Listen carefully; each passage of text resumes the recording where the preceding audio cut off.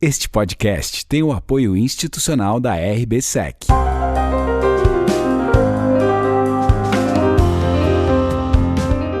Podcast Bate-Papo com Felipe Ribeiro, o único podcast de FIIs, CRIs e securitização.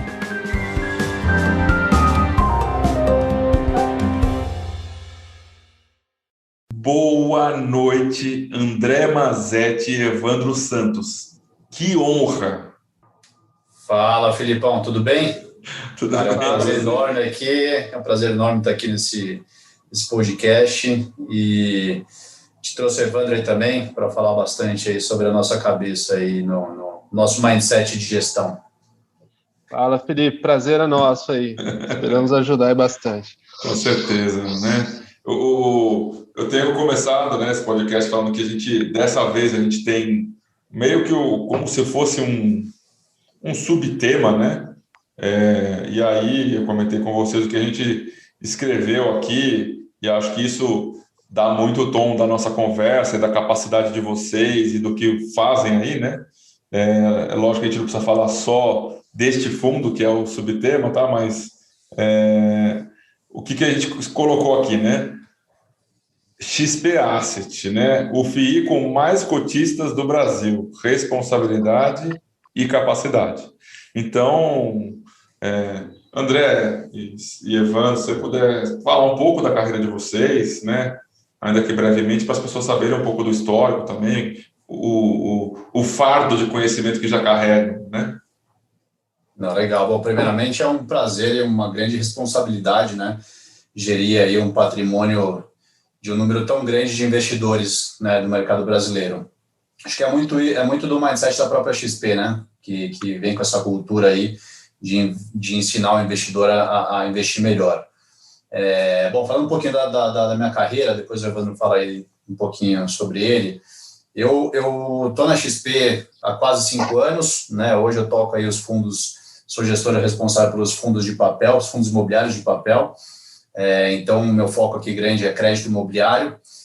Um pouco mais recente, a gente desenvolveu a estratégia de Fund of Funds, que era um veículo que faltava, de fato, na gestão da XP Asset.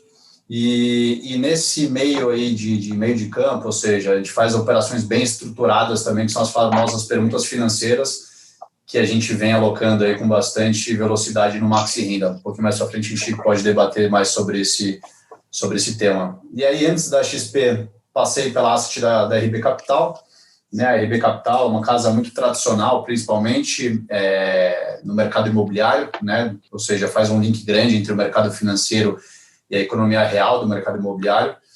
Acho que também foi grande formador de ótimos profissionais que estão na indústria, como o próprio turma lá do Quiné, né? O Flávio, foi da RB também, o próprio Cláudio ali, que está na Mauá também, um cara super, super competente e capacitado.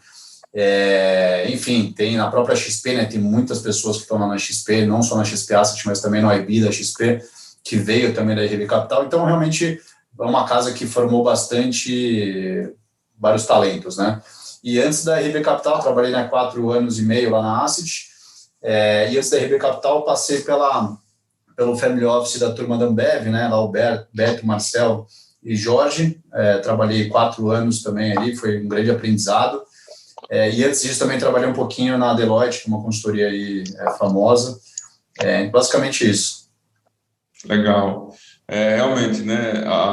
A RBSEC agora foi comprada pela Jaguar, né? Está numa estrutura diferente, mas eu sei de algumas pessoas que passaram por lá, né? Tem aí tantas, né? E eu me incluo agora nesse hall também, né? Agora eu estou aqui na Quatar, né? Então eu estou nesse hall aí também.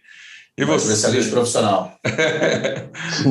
E você, Mr. Evandro, diga-nos. Felipe, eu tive um começo um pouco mais atípico, né? Acho que nem esperava tanto para o mercado financeiro, então eu fiz engenharia eletrônica, mas tinha uma cabeça um pouco mais acadêmica, fazia Olimpíada de Matemática, fiz até a Olimpíada fora do Brasil, então comecei uma carreira um pouco diferente, um pouco mais purista, vamos dizer assim. Aí sim. Mas outro nível, né, cara?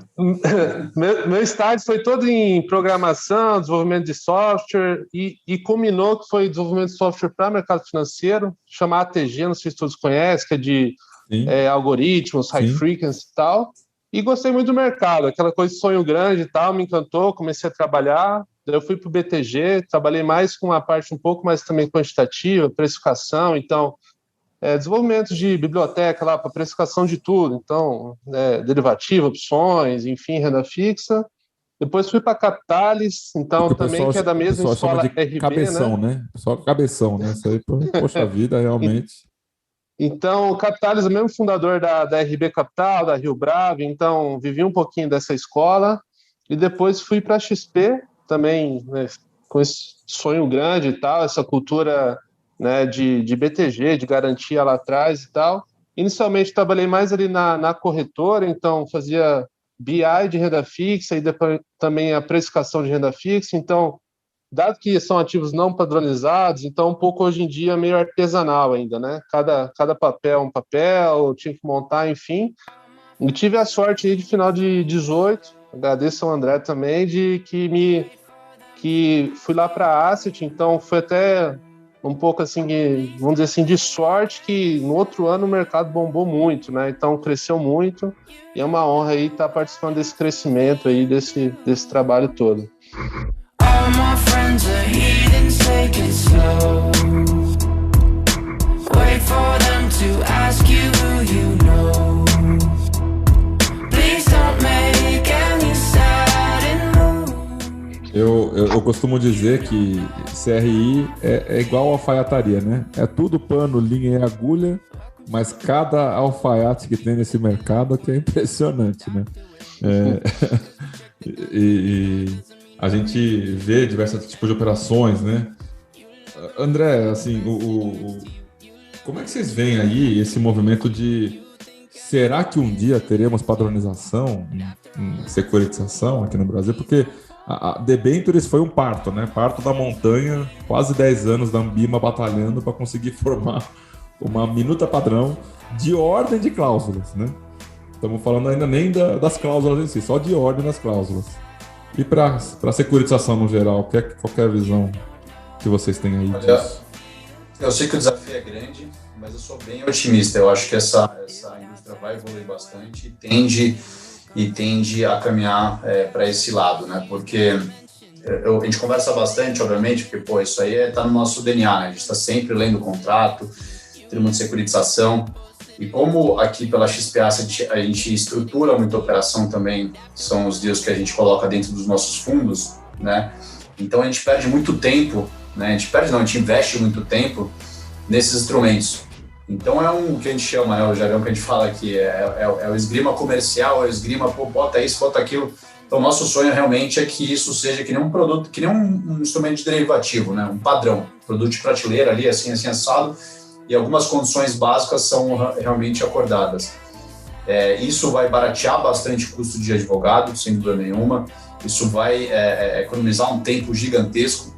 Então, eu sou bem otimista, né? Quando a gente olha para trás e vê o que a indústria evoluiu, foi um belo avanço. Então, acho que a gente está em constante evolução. Acho que o mercado, mesmo com essa elevação de juros, a gente acredita que vai, né, Selic, CDI vai ter um patamar ali terminal ainda saudável para a indústria, e isso vai fazer com que realmente a indústria evolua muito, ou seja, a quantidade de CRIs emitidos, etc., tende a aumentar bastante. Então, eu sou bem otimista em relação a isso. Acho que outra coisa que a gente sempre fala, né, nos nossos calls trimestrais com os investidores, eu acho que cada vez mais a securitização vai substituir o funding tradicional, velho, arcaico de FGTS, poupança. Eu acho que isso vai ser modernizado, né, por meio de mercado de capitais. Então, de fato, tudo isso vai caminhar para uma padronização. Eu acredito, sim. Eu também, e sou um dos entusiastas desse tema. Eu acho que a gente pode chegar num nível de quase que utilizar blockchain para isso, sabe? Mas a gente chega lá, né? São longos dias, né? Evandro, você que viu aí também, né, essa parte de precificação, né? Existe hoje algum lugar que a gente consiga trocar informação disso? Porque o que eu tenho visto, né, que muitas vezes quando vão negociar as casas, né? E eu passei isso lá no Fator. Às vezes não batia, né, o preço assim entre dois investidores institucionais capacitados, Sim, desenvolvidos, exato. vacinados, o preço não fechava, né? Qual que é o futuro para isso, né? Porque até chegar nesse momento que eu e o André estamos falando, tem uma jornada, né? Como é que é a Exato. sua visão disso? Eu acho que começou agora, mas assim, começou, vamos dizer assim, para os papéis mais papéis com papai com mamãe, né? Então, ativos em CDI, que assim, a precificação é muito parecida com debêntures, está começando a haver uma listagem Ambima de preços, de padrão. Na calculadora você já tem vários papéis desses em CDI, que é uma coisa também que já não existia 2 anos atrás, né? Agora, quando a gente começa a entrar numa seara mais de PCA, tem aquela briga, né? Pô, a inflação é anual, mas já tem que ir colocando no preço a inflação que vai ter ano que vem, né? No sentido que, acho que, para quem não conhece, a gente paga um aluguel fixo por ano, né? E daqui um ano eu dou a inflação, 5% de PCA, por exemplo, e tal. Como que eu coloco isso na conta, né? Então, essa é uma briga que dá, né, entre vários investidores, coloca, não coloca, esse PCA já, enfim. E também não é tão trivial, porque você sabe bem, o CRI não é um bicho muito vivo, né? Colocou lá no TS um fluxo de datas, vai pagar juros e tanto de amortização, mas tem papéis com cash sweep, né? Que para quem não conhece, cash sweep todo mês você apura um resultado, por exemplo, de loteamento. Então tinha que pagar R$1.000 por mês o papel, mas passou 1.200 pela conta, então beleza, vai lá e acrescenta, né? Então é um negócio que pingou, você já tem que modificar a calculadora.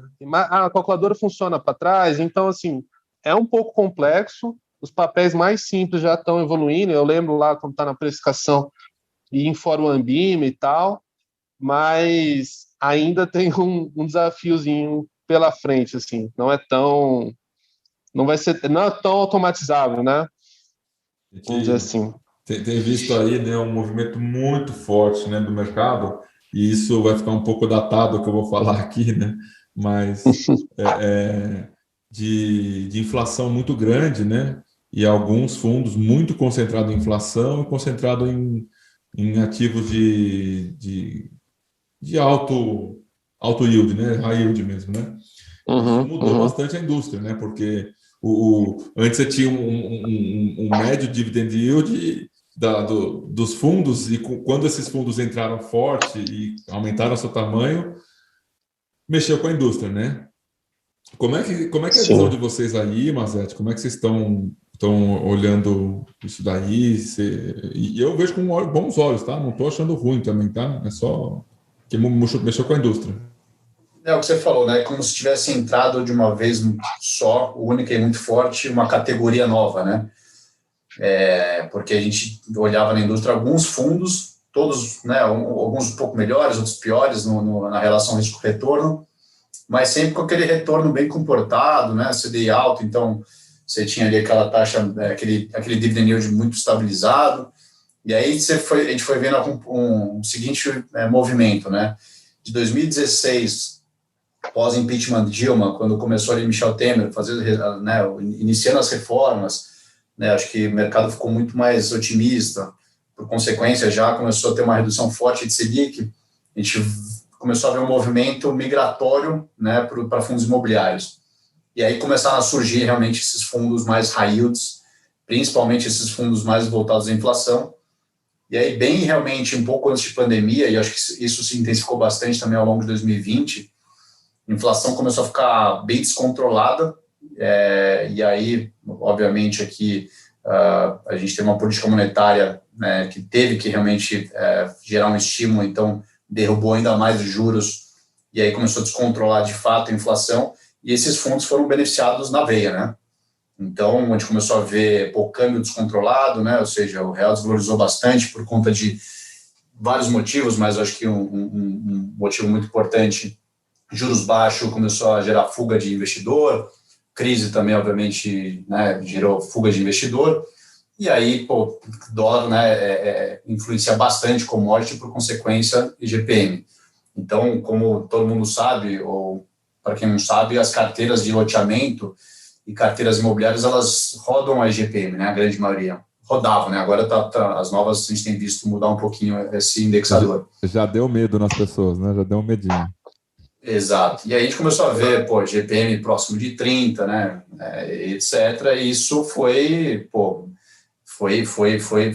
assim, para aquelas pessoas que estavam num cenário de juros baixos, precisavam tomar risco para ter retorno, viam um cenário de um veículo imobiliário isento, entregando esse nível só na correção monetária, fora que já são operações high yields, ou seja, o spread já é alto, aí foi, assim, os ativos que não eram high yields, ou os ativos mais CDI, ou nem CDI, ativos mais IPCA mesmo, deixaram de ser, passaram a ser o patinho feio da indústria, né? E aí, por consequência, a gente viu um secundário sendo duramente afetado, né? O que eu quero dizer com duramente afetado?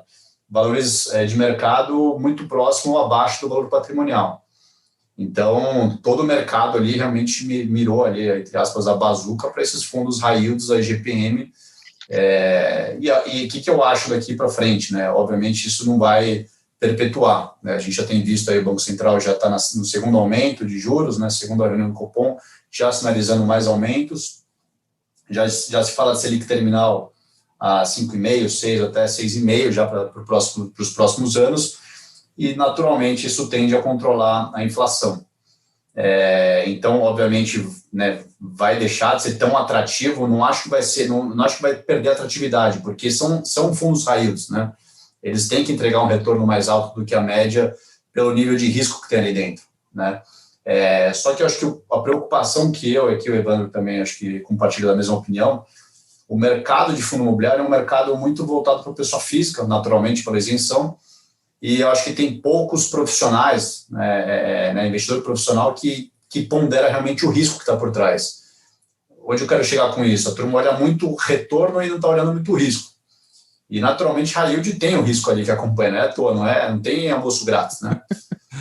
Então, eu só a assim, preocupação que fica, né? Eu vejo, né, algumas pessoas levantarem uma bandeira do tipo, não, entrega muito yield, mas tem pouco risco. Ou, assim, eu acho que é realmente uma ilusão, né? Eu vejo, na verdade, eu não só acho, eu vejo que é uma ilusão, porque o que pode ser é o risco estar mitigado, né, de alguma maneira.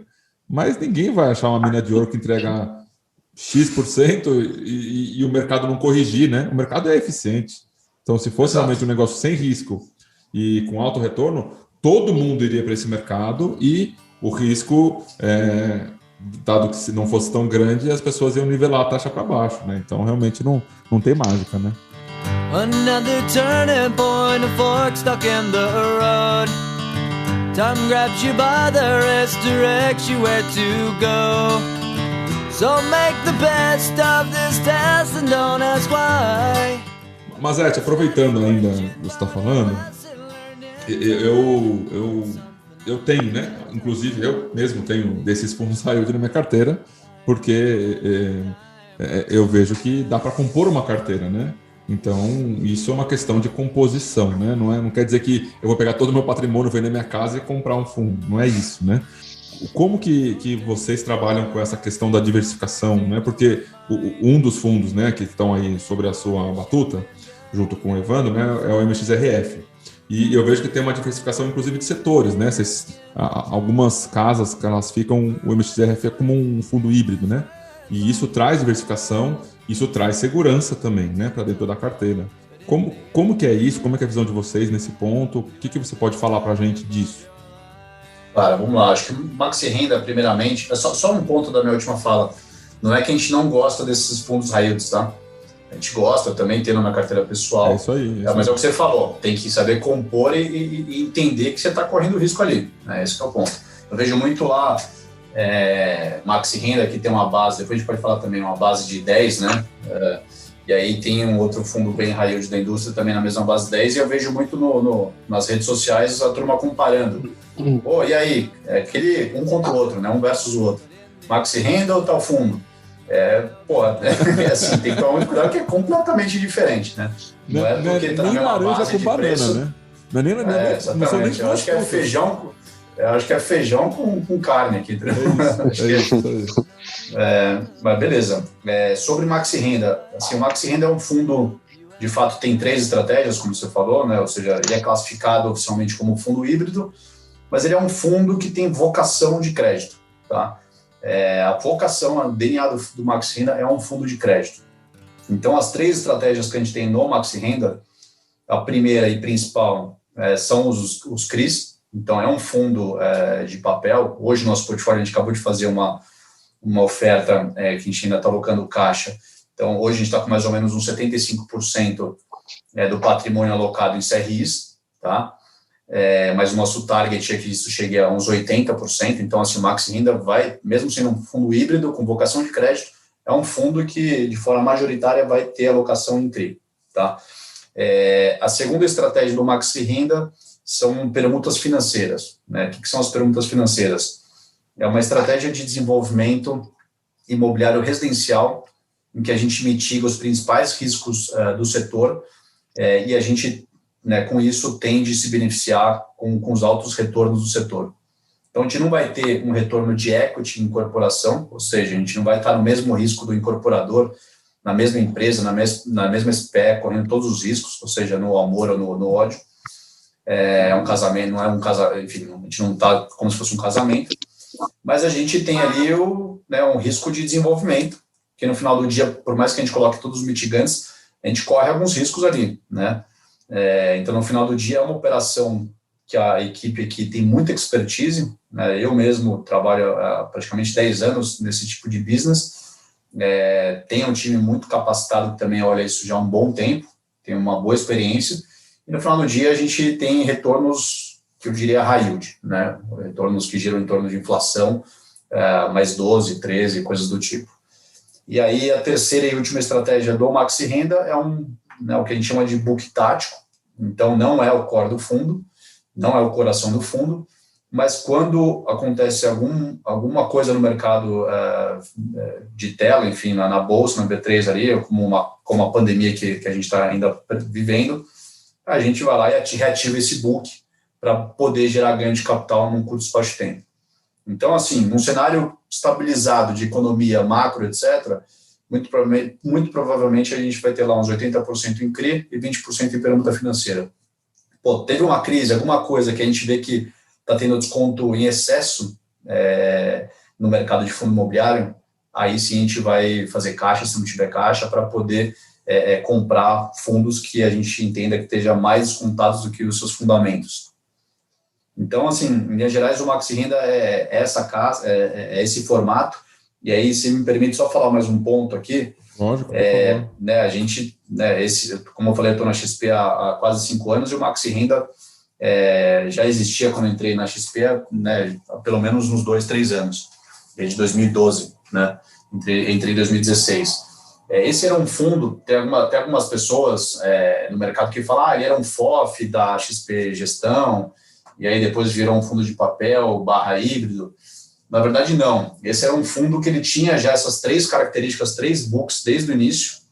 Então, se a gente pegar as lâminas mais antigas do Maxi Renda, dá para ver que, inclusive antes da fusão que o Maxi Renda fez com o Gaia Lot 1, que era um outro fundo também gerido pela XP Asset, a gente tinha mais posição em CRI, por exemplo, do que em cotas de fundo imobiliário.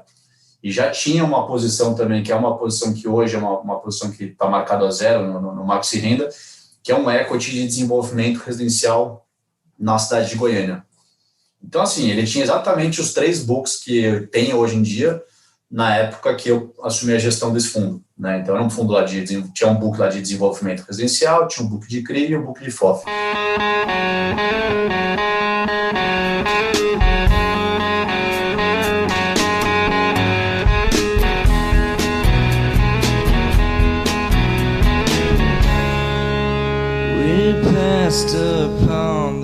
Isso aí, eu acompanhei, eu estava na Gaia quando o XP XP Gaia Lot deixou de ser XP Gaia Lot, né? E acompanhei um pouco aí dos bastidores também. Evandro, me diz uma coisa, o Mazzetti ele tracejou muito bem aqui essa questão das estratégias, né? E aí, então, assim, eu vou pegar aqui agora o técnico, né? o técnico.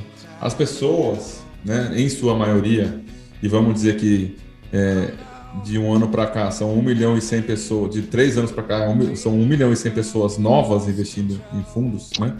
A gente é 250, estamos com quase, mais que 1 milhão 350, já bateu 1 milhão 360 pessoas, né? Essas pessoas, elas não, na sua maioria, né, não sabem essa palavra diversificação, né? Ou por outra, né, descorrelação, né? Então, tendo um fundo como esse, que o Mazzetti tracejou perfeitamente, são 3 estratégias diferentes, sendo que a estratégia de CRI, ela já é super diversificada por si só, né? Você tem mais de 40 CRI, certo? Quase 50, é isso? Mais de 60. Mais de 60. Quase 70. Então, é super diversificada, né? Por si só, já é uma estratégia diversificada. Estratégia de permuta também diversificada, e a estratégia de tática de fundos também. Qual que é a importância de uma descorrelação entre ativos para uma carteira? Tá, vamos lá. Eu acho que até vale frisar uma coisa ainda mais diferente do Maxi Renda, até nessa questão da fusão ainda, diferentemente da regra da CVM, que limita 10% do PL a um determinado papel, determinado risco, Maxi Renda tem um adicional que é limitado a 5%, tá? Então, isso contribui ainda mais para a diversificação natural aqui do fundo. E o Felipe sabe, acho que uma frase já batida, diversificação dos únicos almoços grátis, né, do mercado financeiro. Então, qual que é a importância, né? Na teoria, né, o que quer dizer? Se eu tenho 2 ativos que tem um bom retorno, beleza, continua tendo bom retorno.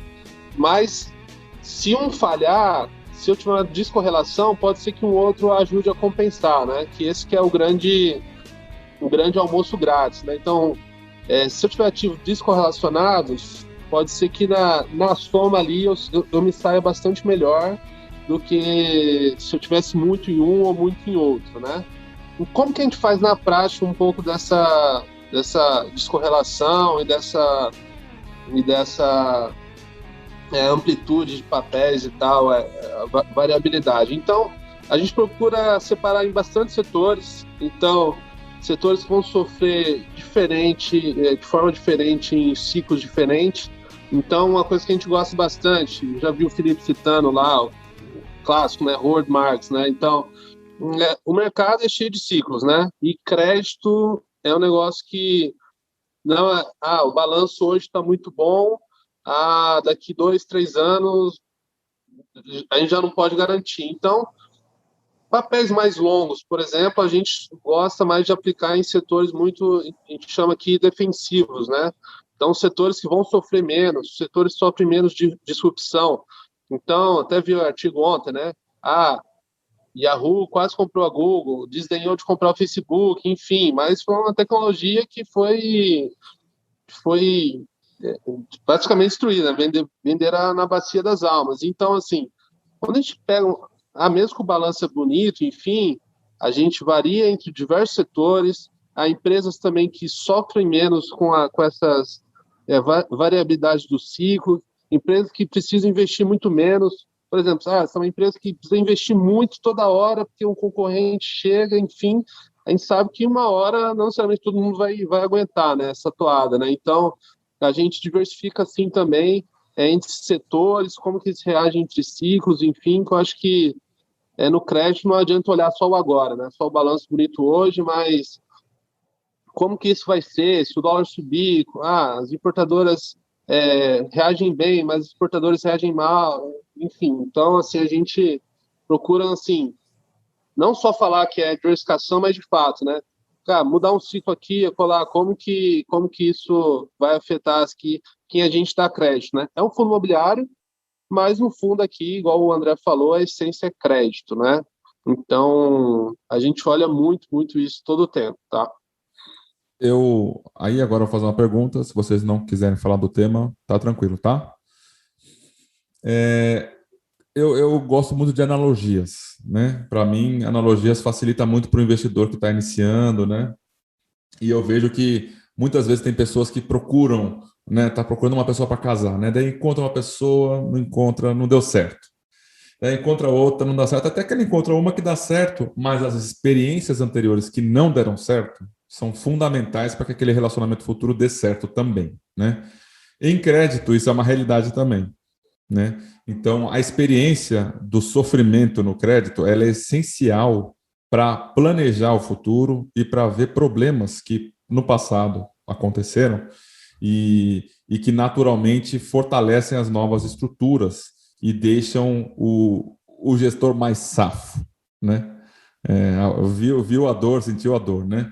Então, o que vocês podem falar, não das operações especificamente que tem lá os asteriscos, né, que estão ali embaixo da tabela de CRIs, mas dessas dores que tiveram e o que isso traz de aprendizado, porque, na minha visão, o fundo de CRI ele tem essa mega pulverização e ele, entre aspas, ele permite que isso aconteça e que haja um aprendizado e que melhore seus processos.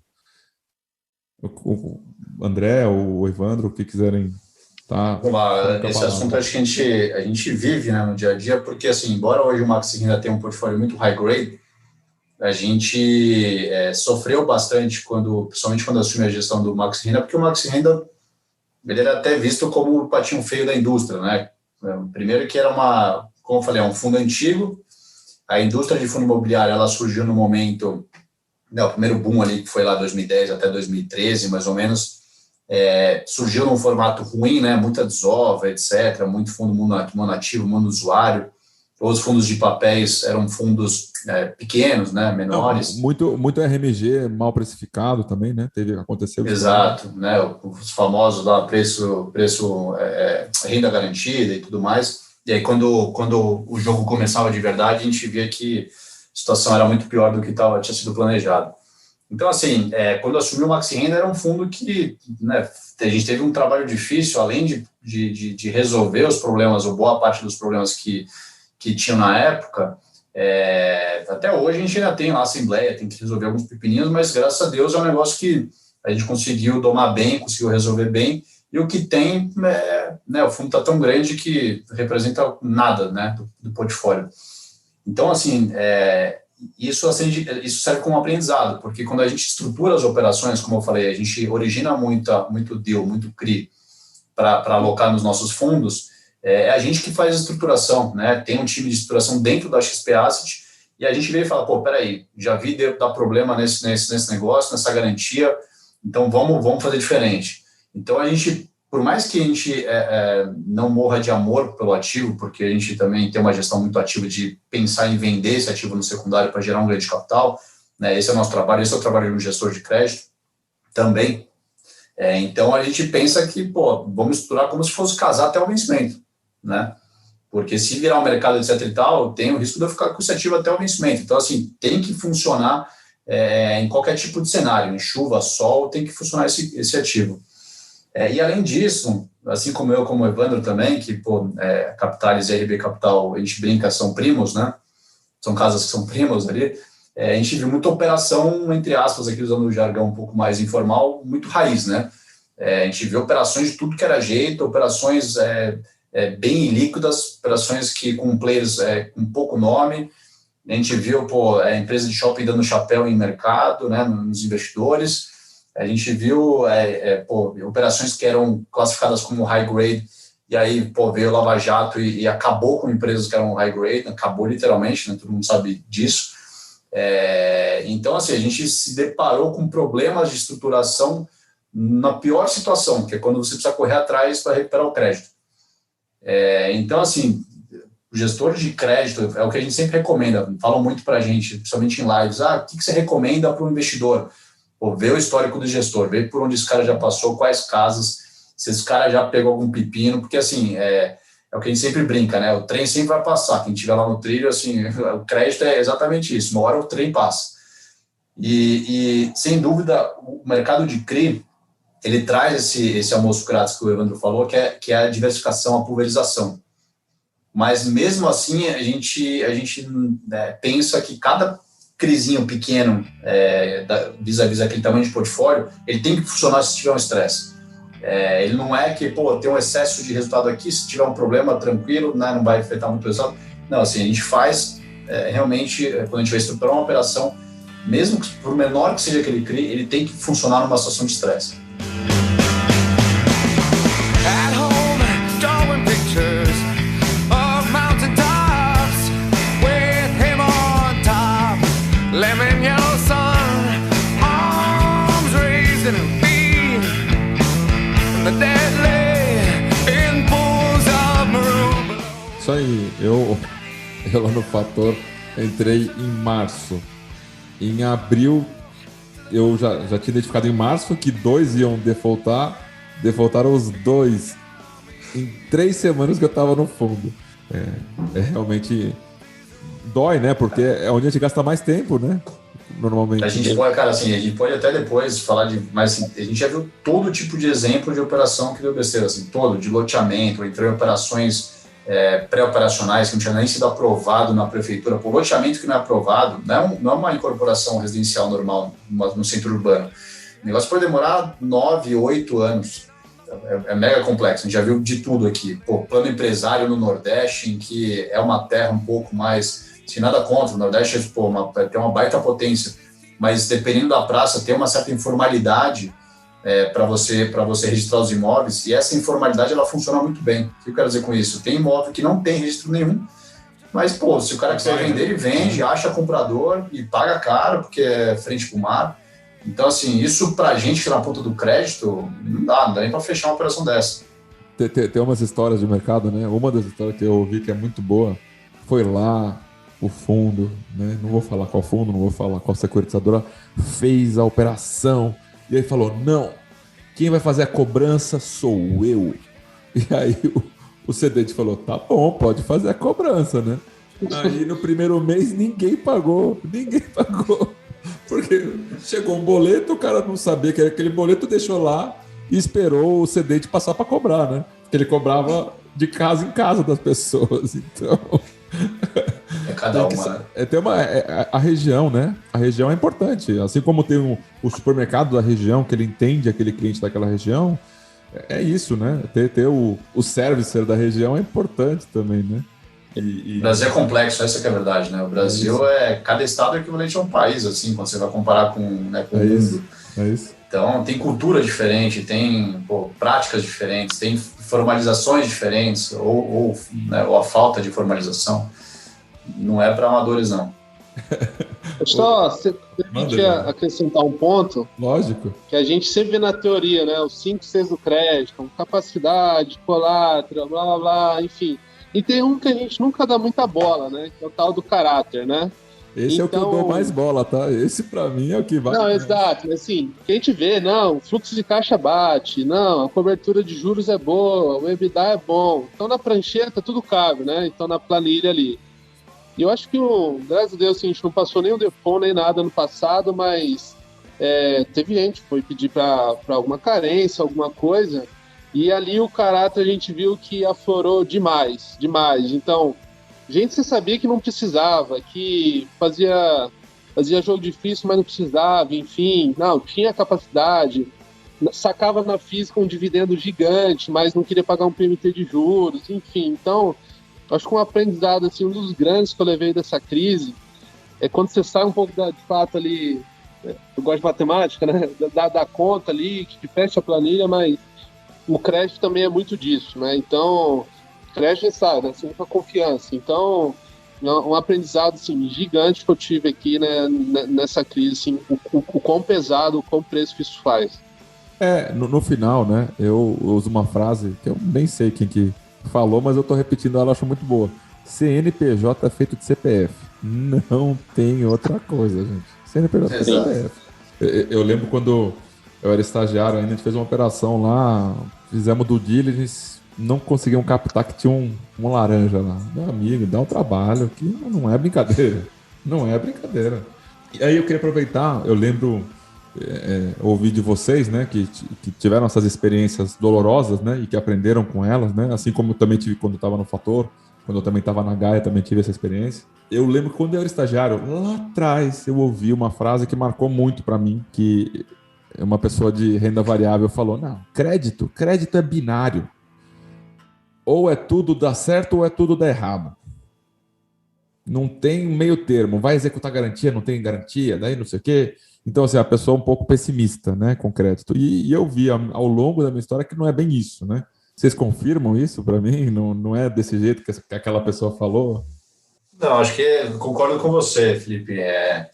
E foi exatamente esse ponto que o Evandro falou, né? Tem alguém por trás tomando a decisão ali. Então, a gente já se deparou com situações em que, sei lá, a operação estressou, deu algum problema, né?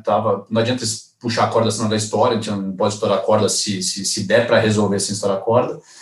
Então, a gente viu que tinha caras ali, pessoas por trás da operação que, vamos resolver, mas você precisa me ajudar também, sei lá o que, tal, e a gente conseguiu sair dessa juntos, entendeu?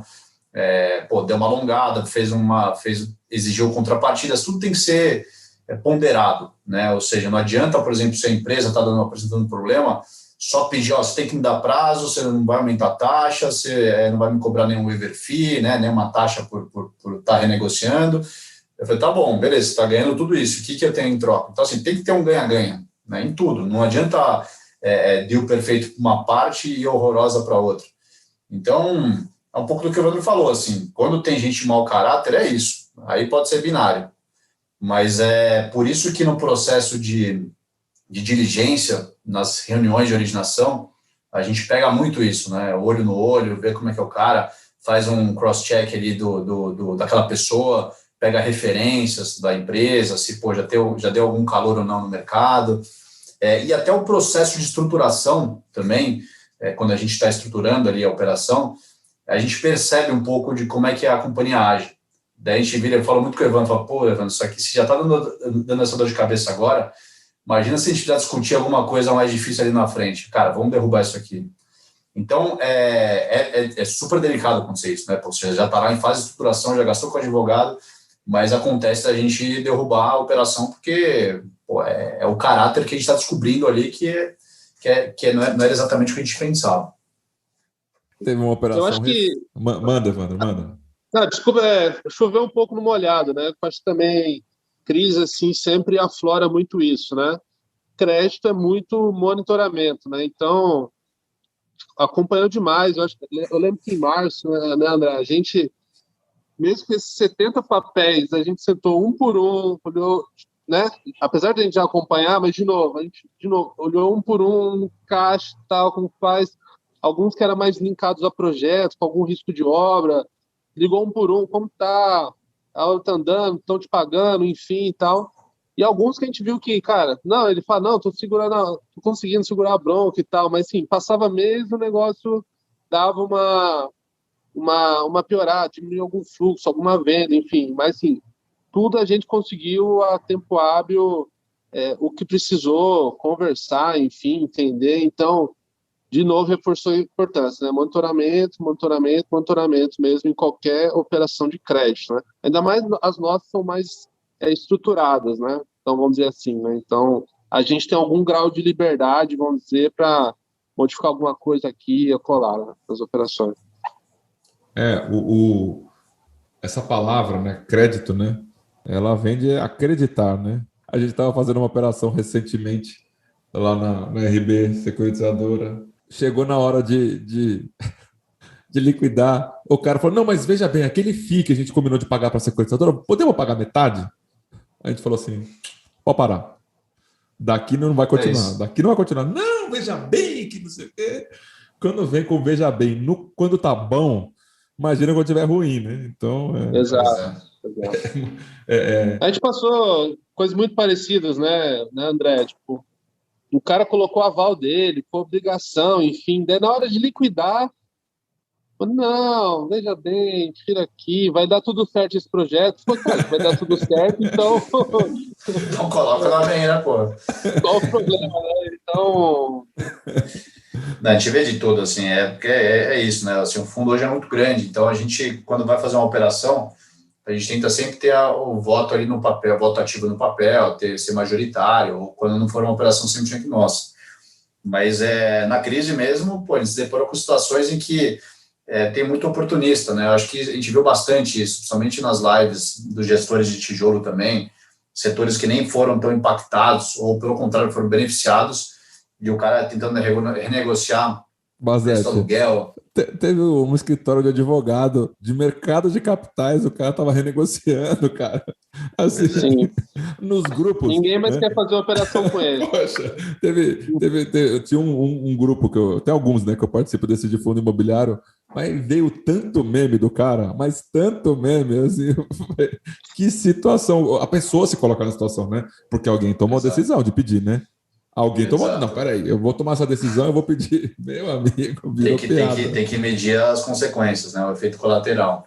Mas é só fechar ali o exemplo que eu ia chegar, tinha uma operação que, pô, assim, de fato, foi impactado, de fato, o setor, era uma empresa que tinha condições de pagar, mas foi duramente afetado pela crise, mas a gente, pô, né, e tem essa questão, essa veia mais investigativa também no crédito, né, a gente tem que estar sempre atento para tudo, né? Não só nossa operação, mas ver como é que está o cara, como é que está se comportando, o que o Evandro falou, sacou dividendos para caramba, mas a gente viu que o cara estava lá comprando um avião, etc e tal, barco, iate, e o cara... É verdade, a Red Hunter internacional para comandante do iate dele, de não sei quantos pés. Então, assim, tem que estar muito esperto, porque você tem que sempre esperar o pior. Realmente, o ser humano, ele é criativo, né? Porque realmente, cara, não querer pagar. Lidar com pessoas nunca é fácil. Slip inside the eye of your mind. Don't you know you might find a better place to play? You said that you've never been, but all the things that you've seen. Vamos falar um pouco assim, né? É o fundo com mais cotistas, né? Disparadamente, assim, ocupou essa posição rapidamente nos últimos 2-3 anos, né, André? Assim, vinha com um número menor, mas aí realmente teve um crescimento. E tem mais cotista que muita empresa, né? Tem mais acionista, entre aspas, do que muita empresa no Brasil, né? E eu vi que vocês começaram um trabalho muito forte de mais transparência, de fazer calls, né, de fechamento de trimestre, etc. Fala um pouco para a gente desse lado da transparência, porque realmente hoje eu tive a oportunidade de almoçar com um amigo do mercado, eu falei assim, cara, fundo imobiliário é o produto mais transparente do mundo. Nem o REITs lá fora tem isso, a ação não tem isso, fundo de ação aqui no Brasil não tem isso, fundo multimercado não tem isso, na Europa muito menos. Então, assim, é uma coisa, assim... Para o investidor de fundo imobiliário é maravilhoso, né? Mas dá um trabalho e exige um nível de transparência muito grande, né? E aí vocês estão encabeçando um movimento sensacional. Conta um pouco desse lado também, por favor. Claro. Assim, lembrando que concordo 100%, né? Os REITs são mais similares a empresas, né? Tipo uma BR Malls, coisas do tipo aqui no Brasil. Então, elas seguem lá nos Estados Unidos um critério de disclosure, enfim, tem um determinado padrão. Aqui a gente tem uma instrução CVM para regular os fundos, então naturalmente a gente acaba tendo aqui um nível de transparência de regras, de conjunto de regras muito fortes, né? E aí, pelo lado da XP Asset, não, independente do Maxi Renda ter atingido esse público gigantesco que atingiu de cotistas, a gente já vinha num trabalho muito forte de transparência para os investidores, né? Porque assim, conceitualmente, o fundo não é nosso, o fundo são dos investidores, nós somos prestadores de serviços do fundo, dos fundos imobiliários, né? Então, é nosso dever a gente ser o mais transparente possível com o mercado. Então, a gente iniciou esse trabalho, começou com o XP Malls, ali pelo Carras, que é o meu sócio, ali, ele é o gestor dos fundos de tijolo, ativos reais, e aí o XP Malls foi o primeiro fundo da XP Asset a ter um site do próprio fundo, e aí a gente começou a fazer isso para todos os veículos que a gente foi construindo, né? Lembrando que, só um parênteses, quando eu cheguei na XP, a gente tinha aquele legado de fundos que eu comentei aqui da primeira onda, do primeiro boom de fundos imobiliários, né? Ou seja, aqueles fundos pequenos, com secundário por consequência bem baixos, a carteira de ativos relativamente ruins, e aí a gente deu um passo para trás para dar vários para frente, né? Então a gente, obviamente com todo o cuidado do mundo, a gente transferiu a gestão para boa parte para Rio Bravo, que já fazia a administração desses fundos, E obviamente, como a gente, né, querendo ou não, carregava uma boa base de cotistas que são clientes da própria XP, a gente tomou todo esse cuidado do mundo para achar uma gestora bem capacitada que tivesse energia para poder fazer sentido essa taxa de gestão com essa taxa de administração. E aí, feito isso, a gente foi criando novos produtos, né? A gente criou o XP Log, depois foi o XP Industrial, XP Hotéis, e por aí foi indo. O Maxi Renda foi um dos poucos fundos que a gente realmente investiu energia para poder fazer uma reforma. E aí, obviamente, nessa onda, voltando aqui no assunto de RI, né? Ou seja, essa intensidade toda, a gente padronizou todo o RI de todos os fundos imobiliários da mesma forma. Então, a gente criou essa recorrência de calls trimestrais, que eu acho que eu vejo poucas gestoras fazendo isso. Lembrando que isso não é uma obrigação regulatória, mas a gente faz algo mais do que a CVM exige. Porque, de novo, né, o fundo não é nosso, né, embora tenha recursos nossos aqui nos nossos fundos, mas o fundo é do mercado, né, são dos cotistas, e nós prestamos serviço. Então, acho que, além de fazer um bom resultado financeiro para os investidores, acho que faz parte da prestação de serviço ter um bom RI, né, um bom relacionamento com o investidor. Eu acho que pode citar até uma curiosidade. Eu lembro que foi pouco, sei lá, um mês atrás, mais ou menos, você estava falando FIIs de CRIs, quais tipos de tabela, enfim. Você sabe o que é SACOC, você sabe o que é Price, enfim. E eu lembro que, assim, acho que nessa mesma semana, coincidentemente ou não, sendo um leitor seu e tal, eu lembro que chegou aqui no RI. No XPCI, que é outro fundo nosso aqui de papel, vocês têm tabela Price? Vocês não usam SACOC? Enfim, eu falei, nossa, será que é um leitor lá do Felipe e tal? Então, a gente até respondeu, enfim. Acho que é um negócio que também democratiza aí, o pessoal conhecer, entender, e até de forma a começar a diferenciar, né? Igual a gente falou no começo. Apesar de FIIs de papel, vários têm várias propostas muito diferentes, XPCI bem high grade, tem fundos que é mais high yield, enfim. Então, acho que também esse RI constante ajuda a democratizar e de fato, ele entender, né, o que ele está investindo ou não aqui. Rapaz, aquela live com o Medeiros deu trabalho, viu? Porque no dia seguinte eu recebi pelo menos uns 10 WhatsApp aqui. Pô, o que você está falando aí? Não sei o quê. Alguns bravos, né? Que tinham alguma coisa lá que talvez não fosse tão bom, outros mais tranquilos. Mas muitos, assim, pô, é isso aí, tem que mostrar a diferença, né? Porque para o investidor, que esses 1,1 milhão que eu falei, para eles é tudo a mesma coisa, né? É todo mundo lá na Faria Lima, é tudo um bando de ativos que termina com 11, que quando ele compra a subscrição tem o 12 e que depois vira 11 de novo. Então ele não consegue ver a diferença, né? Então... Um pouco do que a gente falou, né, Felipe? Foi um pouco que a gente falou no início aqui da live, né? A turma só olha o retorno e não olha o risco, né? Então, por isso que esse education, que pelo menos não, que você vem encabeçando fortemente, isso aí tem que ser intensificado cada vez mais. A gente tenta fazer a nossa parte, né, com esses calls trimestrais. Os calls trimestrais que a gente faz não é só para falar realmente do fundo, do retorno, resultado do fundo. A gente passa muito conceito ali também. Porque para a gente respira, vive isso, está no nosso DNA, na nossa veia, né? Mas boa parte desses 1.300.000, pô, tem dentista, médico, tem de tudo. Tem gente que não entende realmente e não precisa entender.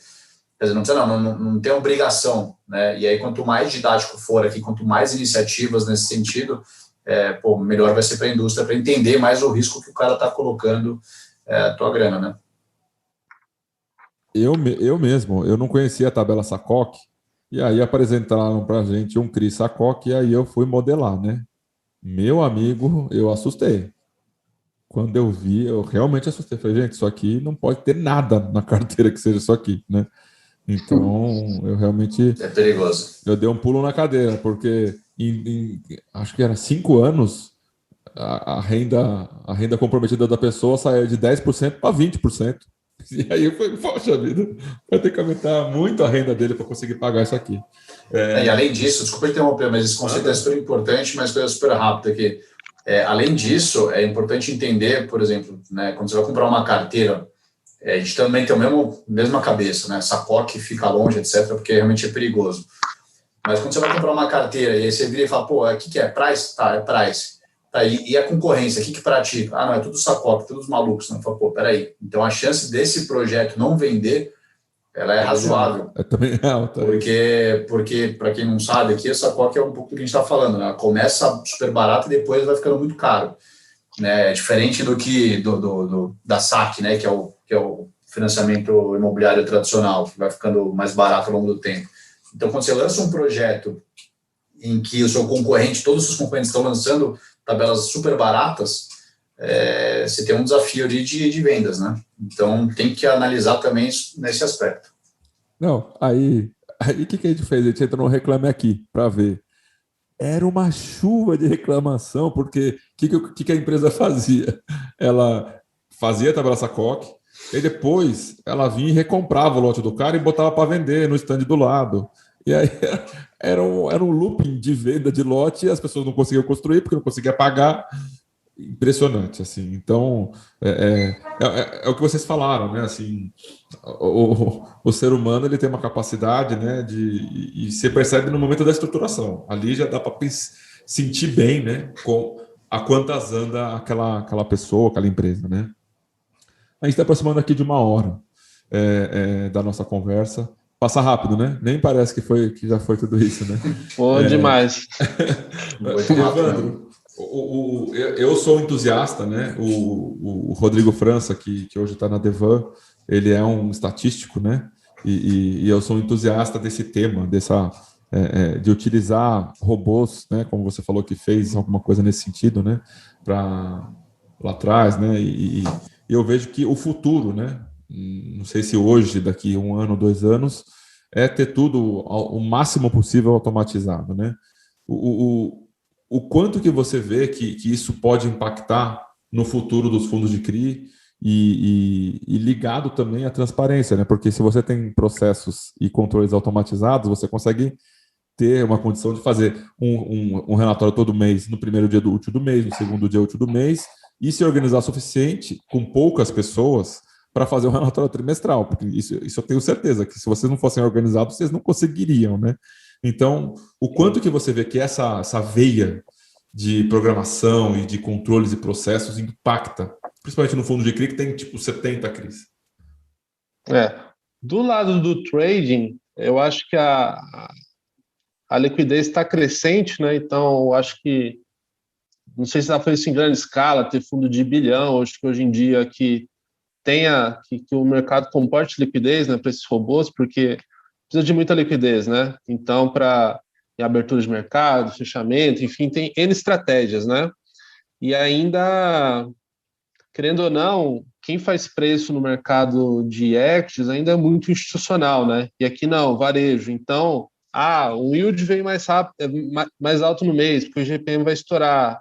Então, todo mundo vai, mas sim, o institucional que faz um preço melhor, vamos dizer assim, estou falando que é correto, tá? Mas o mercado enfim, mas sim, eu acho que tem algum chãozinho ainda para conseguir ter fundos grandes, assim, que consigam fazer boas arbitragens, enfim. Lógico que tem algumas arbitragens mais óbvias, né? O fundo está muito acima da patrimonial, faz emissão patrimonial, esse tipo de coisa que a gente está vendo muito, né? Não sei se vai ter um fim aí com a inflação mais comportada, principalmente com o IGP mais comportado, mas é uma veia, mas eu acho que tem uma certa capacity, né? Mas aqui dentro, na gestão mesmo do dia a dia, vamos dizer assim, é um negócio que a gente tenta, assim, lógico que ao máximo começar a tentar extrair algo disso mesmo, né? Então, automatizar a rotina, igual você falou, entender behavior de carteira, eu sei, assim, acho que a gente chegou ao ponto ainda de fazer um machine learning tal, que vai falta bastante ainda, dizer né? uma carteira, enfim, mas é um negócio que eu sou bastante entusiasta, eu gosto. Assim, a rotina é gigante aqui, né? O tanto de coisa, mas eu sempre vou aqui no final de semana, vou dando uma brincada, enfim. Mas é um negócio, principalmente com os analistas aqui, eu tento ao máximo a gente começar a fazer isso, entendeu? Até acho que a gente já estava em call agora, soltaram um relatório super legal aqui interno, que faz aqueles crawling sites dos relatórios, enfim, cara, eu em particular adoro esse tipo de coisa, e eu acho que, mas é um mercado que tem um espaço gigante mesmo para fazer isso, né? O que talvez um pouco que a gente falou no começo robôs precisam de algum tipo de padronização, né? Vamos dizer assim. Então, cada relatório às vezes está uma informação num lugar, enfim. talvez avance para a indústria que naqueles relatórios obrigatórios, né, de Anbima e tal, CVM, que certas coisas têm que ser mais padronizadas, né? Então, até, por exemplo, risco, né, de crédito, né? Que a gente sabe, né, que o emissor é o nome da securitizadora, né? Não é o devedor. Então, às vezes, alguns relatórios fica difícil até, que ele coloca um RB S1, 4, não. Eu não sei se é quem que é o devedor daquilo lá. Código. Exato.